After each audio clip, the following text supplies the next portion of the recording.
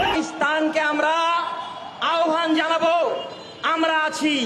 ভারত দখল করতে আমাদের মাত্র 3 ঘন্টাও সময় লাগবে না। এই ভারতের 26টি প্রদেশ দলিত মুক্ত করে ফেলা হবে ইনশাআল্লাহ।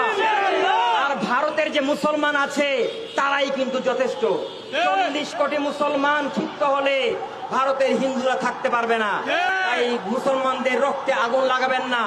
অতি শীঘ্রই শুভেন্দুকে মুসলমানদের কাছে মাপ চাইতে হবে, মোদীকে মাপ চাইতে হবে, রাজনাথ সিংকে মাপ চাইতে হবে, এই হরিয়ানার এই মুখ্যমন্ত্রী এই হেমন্ত তাকে মাপ চাইতে হবে, ওই যোগী আদিত্যনাথ তাকে মাপ চাইতে হবে।